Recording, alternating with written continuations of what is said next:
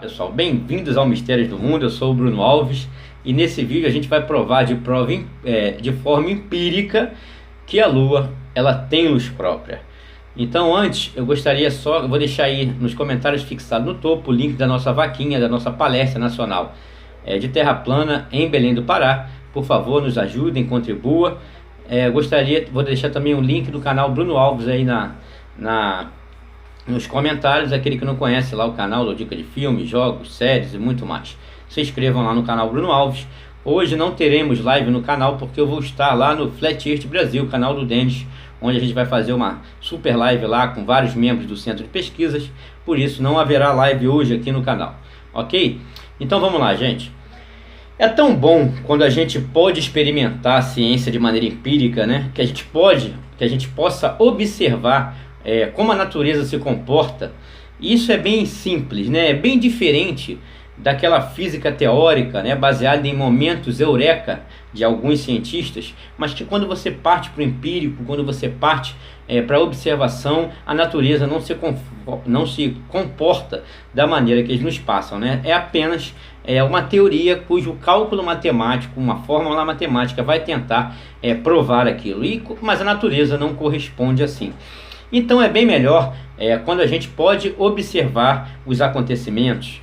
Então é uma grande polêmica sobre a Lua possuir ou não possuir luz própria. No modelo de Terra plana, a luz possui a sua luz própria e temos como provar isso? Temos como elaborar, estabelecer um estudo para isso? É óbvio que temos.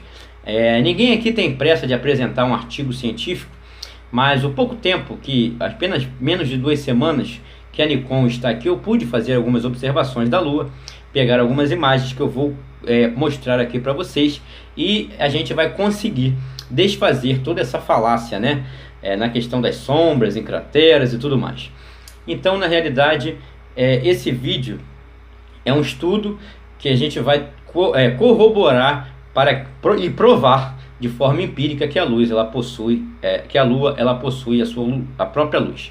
Então, pessoal, na realidade, eu vou deixar aqui, por exemplo, um vídeo Por que acontece, gente? Quando a gente tem a ciência prática, tá? Aquela ciência da qual você pode praticá-la e não simplesmente ficar no campo da imaginação, isso serve, né, de diretriz para que a gente possa estabelecer tais estudos. Então, olha só, nós tínhamos lá, eu vou colocar aqui para vocês o que diz o grande gênio Eric Dollard, o gênio que ele se formou doutor com 16 anos.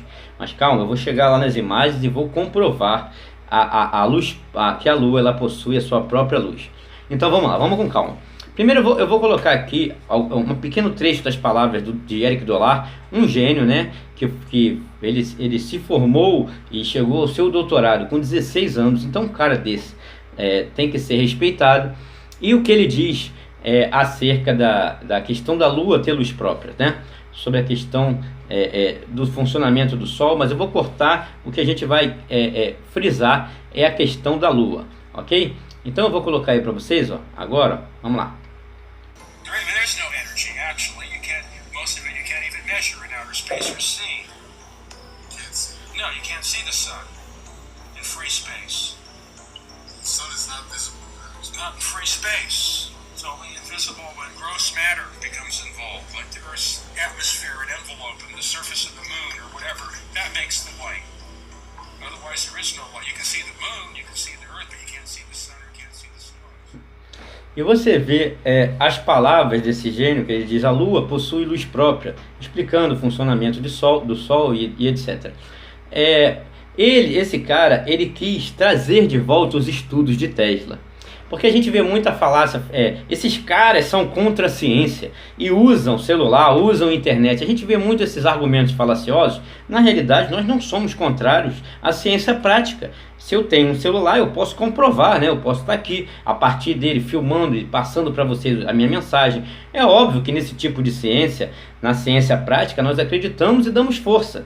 Por isso nós admiramos Tesla, porque Tesla é um dos grandes responsáveis por esse avanço tecnológico que temos hoje. Tudo isso que a gente tem só é possível graças à descoberta da corrente contínua, criada lá, inventada pelo Tesla. Então toda a concepção que nós temos de campo magnético, né, de ondas eletromagnéticas, Wi-Fi, tudo vem a partir dos estudos de Tesla. Então tudo que nós temos hoje, por isso nós valorizamos um homem como Tesla. E não aqueles homens que em momentos eureka diz que uma explosão criou todas as coisas, que a gravidade distorce o espaço-tempo. Então coisas que não podem ser comprovadas empiricamente e nem pode se praticar a partir daí uma ciência prática, né? Então, na realidade, nós defendemos a ciência, mas a ciência de verdade, e não a ciência baseada em teoria e cálculo matemático. Eu admiro Newton, acho o Newton gênio, suas leis da mecânica, né? Várias leis de Newton servem e serviram aí para engenharia e para várias coisas que nós temos hoje, né? Para engenharia automobilística, engenharia civil. Beleza, mas quando parte para explicar a cosmologia, né, a gravidade, coisas que a gente não pode comprovar empiricamente, é isso que nós somos contrários. Ninguém aqui é contra a ciência. Nós somos a favor da ciência, mas a ciência de verdade, e não a ciência teórica que é baseada em cálculo matemático e lixo filosófico, uma produção filosófica e ideológica, e não uma produção a partir de experiências empíricas. É isso que Tesla justamente questionava sobre Einstein, né? Que a ciência deixou de ser experimental para se tornar teoria, cálculo matemático e lixo filosófico.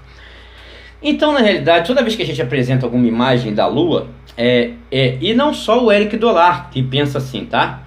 Quando a gente vai ver sobre reflexão de luz, a gente tem aí o PhD Peter Lindemann, e ele vai falar um pouquinho sobre isso, né? Que, por exemplo, a luz, a gente só consegue ver ela porque ela está em contato com a atmosfera. É preciso que haja partículas, porque fora disso, fora da atmosfera, a luz não pode se reproduzir, ela não está no espectro visível. Então tudo isso, a luz é uma reflexão que precisa da matéria para ser reproduzida. Então vamos lá, vamos dar uma olhada no que o Peter Lindemann, o PhD, ele fala sobre essa questão. Vamos dar uma olhada aí, vamos lá.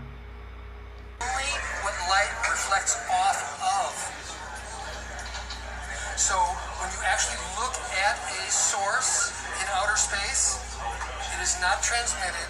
Light is not transmitted in the visible spectrum in outer space. Logo ele é bem claro, né? A luz não do espaço não é visível, né? Não pode ser reproduzida no espectro visível. Então, na realidade, é isso que nós defendemos também, né? Porque a forma prática da ciência, ela nos mostra isso. Então vamos dar uma olhada, depois de ouvir o gênio Eric Dollard, depois de ouvir o PhD Peter Lindemann, a gente vai para o experimento empírico, que é isso que a ciência pede, não uma física teórica, uma física cosmológica baseada em ficção científica. Nós queremos a realidade e a verdade. Então eu vou falar para vocês, eu vou dar um primeiro parâmetro. Bem, para a gente dar a introdução e eu mostrar as imagens que eu fiz da Lua, essa Nikon que chegou aqui tem poucas semanas, eu tenho andado com um tempo muito nublado, mas ela já está se transformando num verdadeiro pesadelo para os globalistas, e pior é que a mamãe não veio, né? Então vamos lá, olha só, você tem a corrente elétrica. Tesla, por exemplo, defendia uma terra elétrica e magnética. Você já ouviu falar muito em Tesla, né? Então ele defendia uma terra toda elétrica e magnética. Por isso ele criou todas essas questões que hoje nós utilizamos no dia a dia, né? Graças aos seus estudos. E era isso que o Eric Dollard queria voltar, né? Mas todo mundo que tem esse objetivo, né, de apresentar a ciência verdadeira, ele é deixado de lado. Assim como foi o Tesla, como ele foi injustiçado, e assim como o Eric Dollard é injustiçado também. Se não for para compor, para ajudar, né, esse modelo científico que foi imposto de forma dogmática para nós, eles não aceitam. Então não adianta eu vir aqui querer publicar um artigo científico, porque jamais eles vão me dar esse espaço. Mas tudo bem, mas eu posso apresentar os estudos aqui para vocês, que não tem problema nenhum, qualquer um que vai compreender o que eu quero dizer. Então você tem, por exemplo, a corrente contínua, né? A gente falando de uma terra elétrica e magnética, a corrente contínua ela depende de um elemento químico para fazer essa transformação. Eu vou te dar um exemplo de corrente contínua hoje. Pilhas, baterias, são exemplos de corrente contínua que são utilizados, foi descoberta por Thomas Edison e é utilizada até os dias de hoje. Já o Tesla, ele já partiu de uma linha mais natural, porque a corrente alternada é isso, ela vem de coisas mais naturais, por exemplo, quedas d'água, né? A energia que vem dos ventos, então só precisa de uma bobina para estabelecer e para que produza essa indução, cria aquele campo magnético para produzir ali, para compor estabelecer o campo eletromagnético, a indução eletromagnética para proporcionar a eletricidade.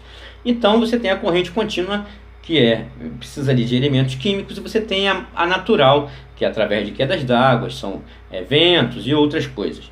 Então você tem a corrente alternada.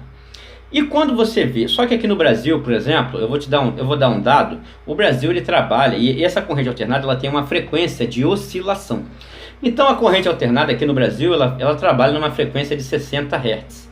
Isso significa que você ver uma lâmpada, significa que aquela luz ela está oscilando 60 vezes por segundo, porque a nossa frequência é em 60 Hz, e isso é imperceptível ao olho humano. Você vê a luz acesa, simplesmente você vê ela acesa, mas você não sabe que ali aquela corrente está alternando.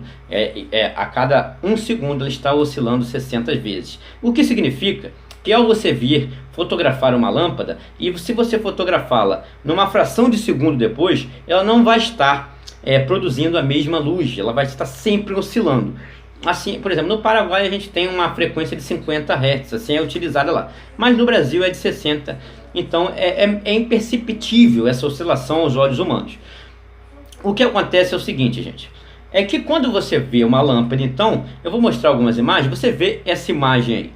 Então aquilo ali, você acha que aquilo ali é sombra que está dando na lâmpada, ou é a oscilação, sombra na luz, ou é a oscilação que ela causa, né? Pelo próprio, por ter essa frequência de 60 Hz. É óbvio que é oscilação. E se você tirar uma foto, fração de segundos depois, todas essas sombras, tudo isso vai ser modificada.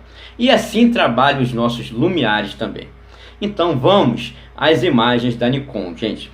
Eu vou mostrar uma imagem aqui para vocês vejam. Nessa imagem, você está vendo sombras, supostas sombras nas crateras da Lua. Mas assim como uma luz, né, como uma lâmpada, essa frequência ela sofre oscilação. E se você pegar numa fração de segundos depois a mesma imagem, do mesmo local, como eu peguei, você vai ver que aquelas sombras já estarão iluminadas de novo. Vamos dar uma olhada então, comparar as sombras que estão nessa imagem com as sombras fração de segundos depois que eu fiz da Lua com a Nikon. Vamos lá, vamos mostrar aí. Então você está vendo, desse lado, você está vendo ali as sombras. Mas instantes, fração de segundos depois, o mesmo local, olha como está a iluminação. E isso acontece também com as lâmpadas. Cada hora que você olhar para ela vai estar com uma iluminação, produzindo sombras diferentemente por conta da oscilação da própria corrente. Então, assim também funciona com os nossos lumiares. Assim também funciona com o Sol, né? A gente tem exemplos aí de manchas solares e tudo mais. O Sol não está pegando fogo, não está queimando nada, como ensina o Eric Dollard. Então ele não está queimando hidrogênio e convertendo em hélio. E isso você pode ver, olha só, de forma empírica. Isso aí é um experimento empírico. Eu fiz várias imagens da Lua do mesmo local e você vê que em uma você tem as sombras, assim como funciona na lâmpada, né? E se você pegar e fotografar numa fração de segundos depois, ou se você fizer uma filmagem, uma gravação, e pegando os momentos, fração de segundo depois, você vai ver que tanto a lâmpada como a luz da Lua, ela oscila. Então, na realidade, a Lua sim tem luz própria. Aquilo ali não é sombra em nada refletida em cratera. Você vê que a mesma imagem, numa hora ela está com sombra e na outra hora, uma fração de segundo depois, ela está já sem sombra.